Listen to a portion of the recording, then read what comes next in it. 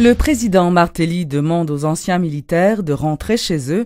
Le gouvernement a adopté ses premières dispositions dans le cadre de la recherche de solutions aux problèmes des militaires démobilisés. En effet, les autorités haïtiennes interdisent aux ex-militaires de porter leur treillis et de circuler avec leurs armes.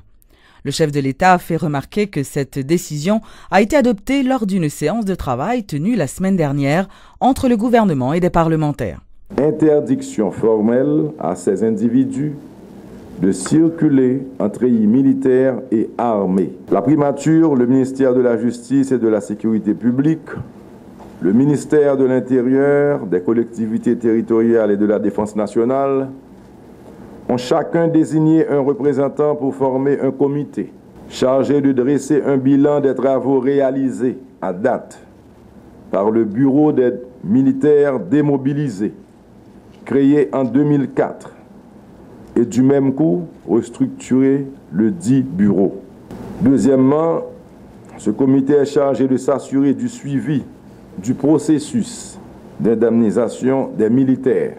Troisièmement, ce comité est chargé de rencontrer les représentants des différents sites occupés et recueillir leurs doléances le cas échéant.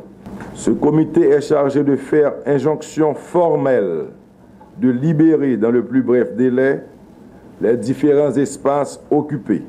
Faute par eux de ce faire, il sera pris telle disposition que de droit. J'ai passé des instructions formelles aux services et corps concernés de maintenir l'ordre et la paix publique sur toute l'étendue du territoire national et rappelle à tout un chacun que la constitution d'une nouvelle force publique ne peut se faire que dans l'ordre, la discipline et le respect des lois en vigueur. Nous transmettons un message clair au peuple haïtien et ainsi qu'à la communauté internationale. L'état de droit doit devenir une réalité dans notre pays. Il a fait ces déclarations lors d'une rencontre avec le chef de la MINUSTAH, Mariano Fernandez. À l'issue de cette réunion, le président de la République a fait le point sur un ensemble de sujets qui dominent l'actualité, notamment la question de la ratification du Premier ministre et le dossier des élections sénatoriales.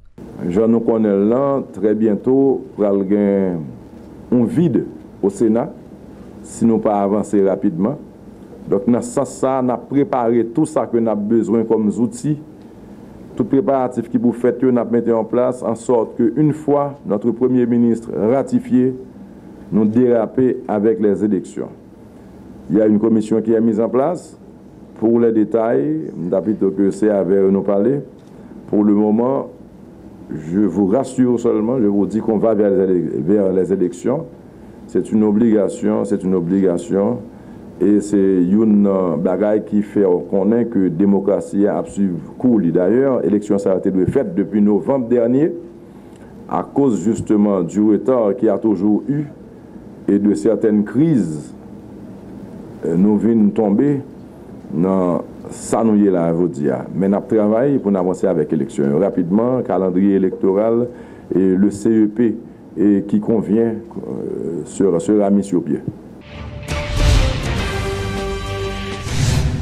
Le processus de ratification du Premier ministre désigné devrait débuter sous peu. C'est ce qu'a annoncé le président du Sénat, DERA, Simon Dieusseul, qui a fait remarquer que le Grand Corps va adresser une correspondance au président de la République afin d'autoriser Laurent Lamotte à faire le dépôt de ses pièces. De son côté, le président de la Chambre des députés pose certaines conditions avant le démarrage du processus de ratification du Premier ministre désigné. Suivez ce reportage de Georges Allen. Quoique démissionnaires, les membres du gouvernement continuent de faire l'objet de l'enquête que le Sénat a ouverte sur leur nationalité depuis plusieurs mois. Concerné en premier lieu, Laurent Lamotte, dont le processus de ratification comme Premier ministre par le Parlement s'annonce long et pour le moins compliqué. Le président de la Chambre basse, Levain-Louis Jeune, pose une condition sine qua non avant d'entamer l'étude de dossier du candidat à la primature. Nous avons question de gens et nous avons expliqué au président ça que pour le moment, la Chambre des députés n'a pas fait rien. Étant entendu que M. Laurent Lamotte est sous enquête au Sénat de la République. Donc, il faut Sénat au moins un rapport partiel libre à l'Assemblée des sénateurs qui dit que yo regarde le dossier, yo ouais que est correct. À ce moment-là, nous avons commencé. Mais pour qu'on y aille, pour qu'on fasse quelque chose. Au niveau du Sénat, rien n'a été fait depuis que le président de la République a officiellement informé le Parlement de son choix, 6 jours après la démission de Gary Coney du poste de chef de gouvernement. Mais le président du Sénat, Dieu seul Simon Dera, indique qu'une commission peut être formée au grand corps avant la fin de cette semaine afin d'étudier le dossier de Laurent Lamotte. Dans les relatifs, nous allons discuter de correspondance à la conférence président. Et c'est pas suite de conférence, on connaît si c'est demain, si c'est mercredi, si c'est jeudi. Mais moi-même personnellement, je dis en tant que sénateur, le Premier ministre doit faire objet d'enquête, les désigner, le procédure est capable de continuer conditionnellement. Moi, je suis capable de faire signer un papier, que le papier ça a autorisé que nous allons, que non seulement l'ambassade étrangère a information sur lui, il autorise l'information sur lui, pour clarifier que, pour faciliter le travail de la commission, pendant que le procédure doit continuer. Ça, c'est moi-même qui pense en tant que sénateur. Mais en tant que président du Sénat, je n'ai pas vraiment une réponse pour lui, pas avant que la conférence président, l'Assemblée des sénateurs, et peut-être commission de travail là tout, ça va un rapport préliminaire pour qu'on ait exactement quelle direction pour nous prendre. Reconnaissant pourtant qu'il est urgent que le pays soit doté d'une nouvelle équipe gouvernementale, le président du Sénat, Dieu seul Simon Dera, estime nécessaire que le projet de résolution de ses collègues soit pris en compte. Un projet de résolution qui fixe des points à clarifier, parmi lesquels la nationalité du chef de l'État haïtien, avant d'envisager de ratifier un Premier ministre. Le sommet de la solidarité Haïti-Venezuela s'est déroulé les 2 et 3 mars à Port-au-Prince. Les relations entre les deux pays étaient au centre des discussions, le ministre haïtien des Affaires étrangères ayant signé, à l'issue de ce sommet, un accord évalué à plus de 369 millions de dollars américains avec le vice-ministre des Affaires étrangères du Venezuela, Temis Porras, s'est dit satisfait et il a précisé que cette réunion a permis de consolider et de renforcer la coopération bilatérale entre les deux pays.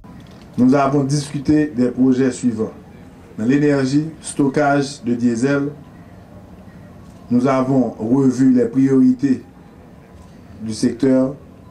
Nous avons présenté un plan d'augmentation de capacité de 65 MW à Port-au-Prince, 15 MW à Jacmel et 15 MW au Cap Haïtien, ce qui devrait réduire grandement les coupures électriques à travers la capitale. Nous avons aussi présenté un projet de 19 millions de dollars dans le cadre de la solidarité entre les deux pays. Dans le domaine de l'éducation, le ministre de l'Éducation nationale a présenté un projet d'alphabétisation de plus de 1 million d'Haïtiens et de scolarisation de plus de 100 000 enfants. Dans le domaine d'infrastructure, nous avons présenté un projet de route, bâtiments publics.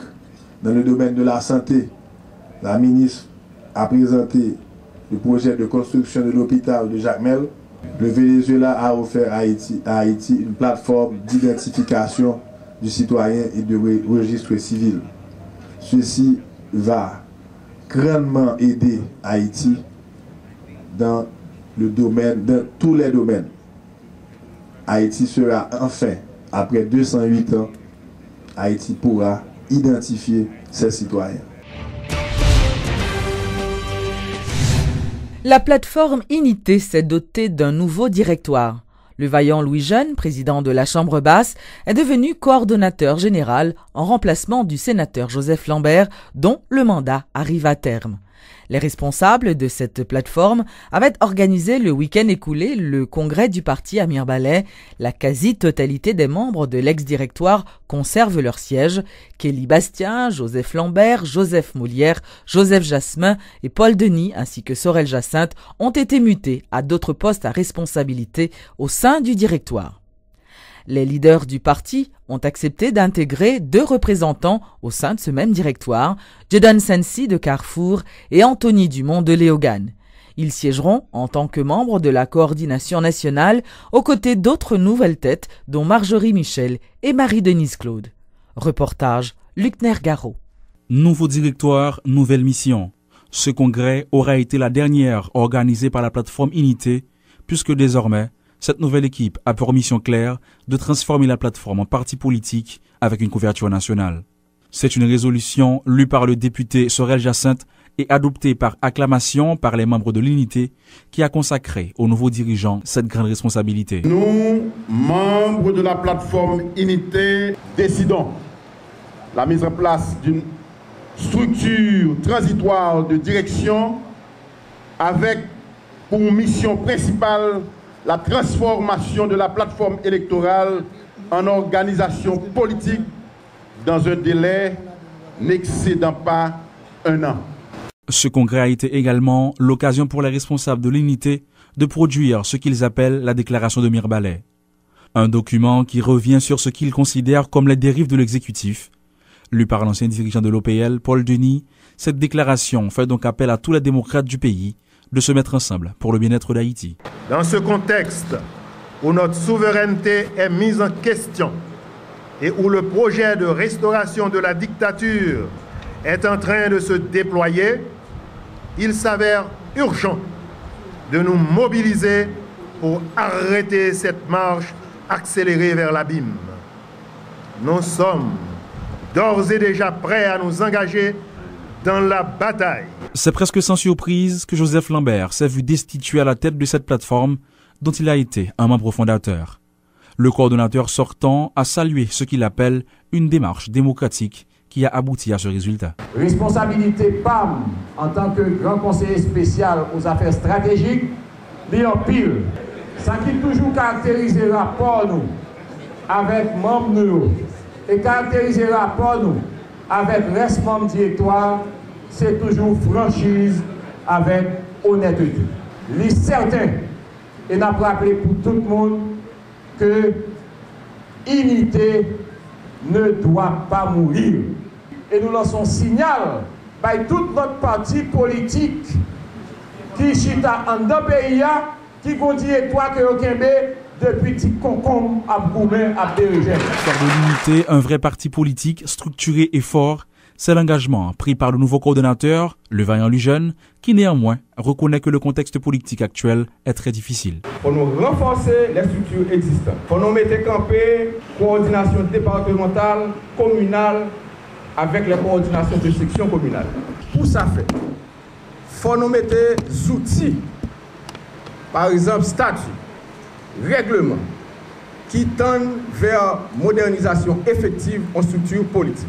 Cette coordination transitoire est ainsi formée le vaillant Lujeune, coordonnateur général, Jean-Joseph Molière, coordonnateur général adjoint, Joseph Lambert, grand conseiller spécial chargé des questions stratégiques, Paul-Antoine Bien-Aimé, grand conseiller spécial chargé de la décentralisation, Paul Denis, grand conseiller spécial chargé des questions politiques, Boger Laurent, secrétaire général, Jean Gué, secrétaire général adjoint, Sorel Jacinthe, porte-parole, Joseph Jasmin, porte-parole, Marie-Denise Claude, coordonnateur à l'organisation, Jean-Marie Claude Germain, coordonnateur adjoint à l'organisation, Gérald Germain, coordonnateur à la formation, Marjorie Michel, coordonnateur aux finances, petit frère Rosemilla Saint-Ville, coordonnateur à la condition féminine, Kelly Sébastien, coordonnateur à la jeunesse, Cherilus Roms, coordonnateur aux collectivités territoriales, Ariel Henry, conseiller, Luc Fleurinor, conseiller, Alex Larsen, conseiller, Léné Bellefleur-Aurore, conseillère.